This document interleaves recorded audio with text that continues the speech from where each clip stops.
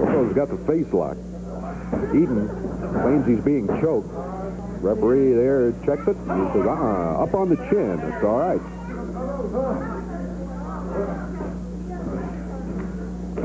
Ooh, nice.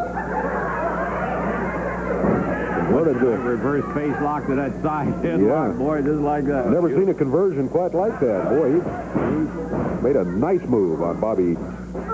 Eaton gets Coco off his feet. Coco hangs on.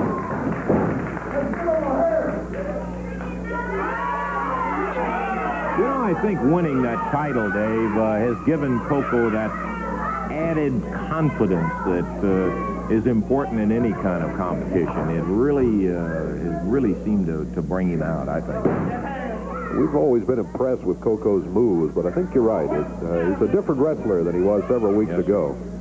Confidence could very well be the factor. Eaton still, he wants to yank Coco's hair to break that hold up. Fortunately, the referee's right there. You can see him. I think Bobby is so tired of having his head squeezed, he'd go for a gun right now if he could get one. That's about it. Anything. Referee checking the shoulder. Eaton is able to keep the right shoulder up off the mat most of the time, but when both shoulders are down, the referee's starting the count. Yeah, now Bobby got some body underneath. Coco's still got a headlock. Headlocks a hold never get you a pin, but it'll sure wear your opponent down because you've seen how Eaton has been struggling for the last 4 minutes to try to break out of the hold. Eaton rolls him down, goes for the rope. Coco reaches it, flips it into the air. Coco waiting for him. Good poise there by Coco as he was anticipating Eaton and set himself, took him down to the mat, and converts him back to that face lock. Something we've talked about before, Dave, ourselves, and it goes along with a reverse face, front face, or side headlock, is the fact that while it won't get you a pin, it also, with the pressure on the ears and the way your head feels, and you get a little panicky in there, you will make some mistakes trying to get out of it, and once you're out of it, and that sort of a thing. That's another thing that's good for it. That's what Bobby Eaton's faced with right now. Coco into the rope. Oh, the knee by Bobby Eaton. Coco hits the mat. We're 5.5 minutes into the action. 5.5 minutes gone. And there's about 9.5 minutes in the time limit, special time limit for this TV championship match. Forearm uppercut by Bobby Eaton, and not to be confused with a fist on that one. That was upper part of the arm, and that was all right. Referee right there saw it happen.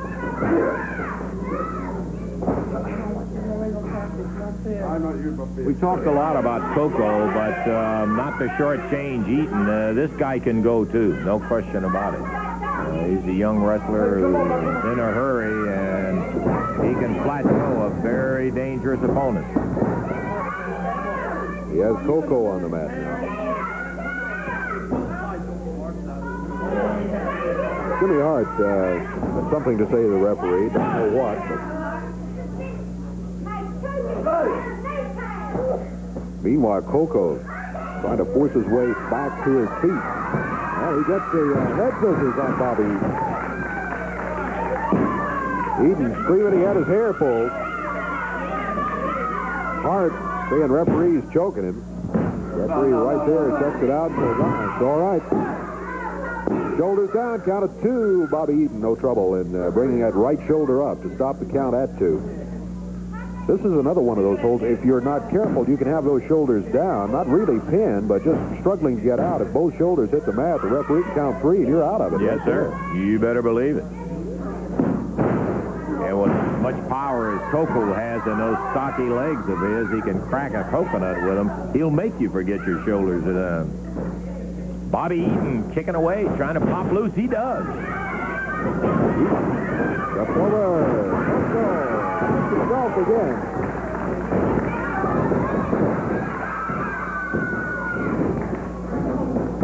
Eaton went for the hair. I think the eyes, goes back to the eyes.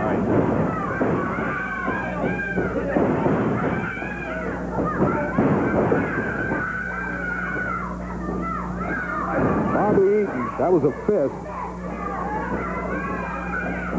Right fist again as he caught Coco.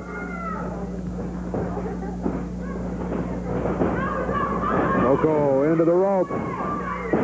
Eaton, boy, dropped him on that mat hard. Big one.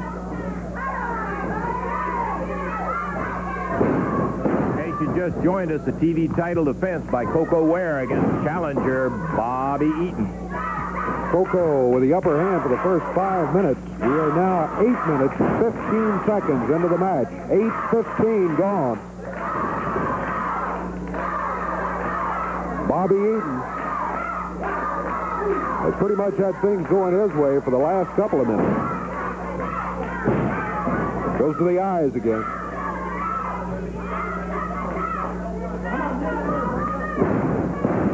Upper arm. Coco Ware on the mat. Championship Wrestling TV title on the line. Coco. He goes high in the air again as Eaton flips him off the rope.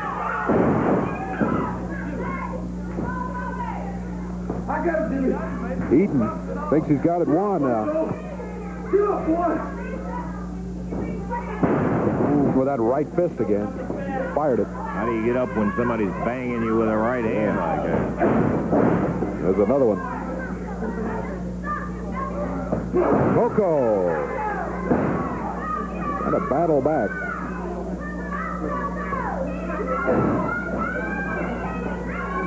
Eaton puts him into the rope.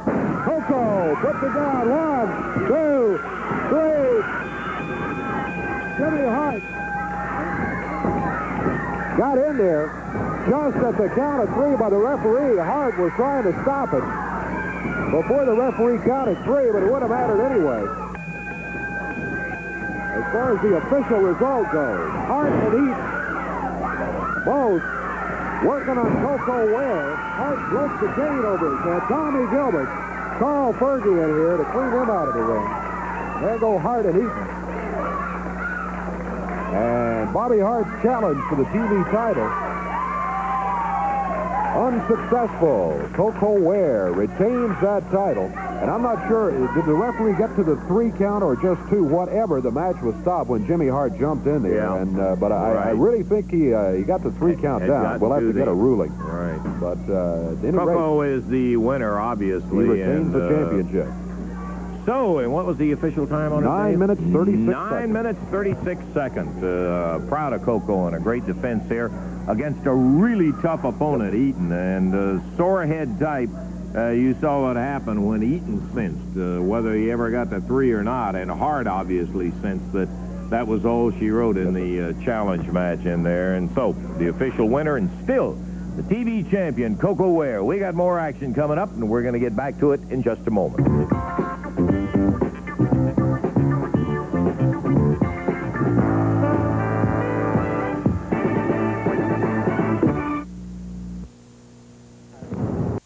Continuing, come on. Get him off of there.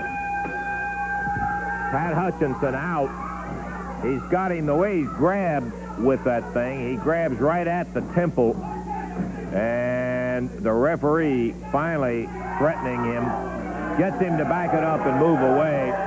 And the Big Angel is certainly not a surprise winner, but is indeed a winner over a game young Pat Hutchinson, who I guess the only thing you can say is got some experience. And, That's true. What was the time? Time on it was 3 minutes, 24 seconds. 3 minutes, 24 seconds. The Angel defeating Pat Hutchinson. We got more action coming up. We've got a main event tag team match. It'll be an expiration of time, and we should have plenty of time for the match in there. That'll have Big Guy Mitchell and Roger Kirby with his stiff neck and all going against Tommy Gilbert and Carl Fergie. All of that action coming up right after we take time out for intermission.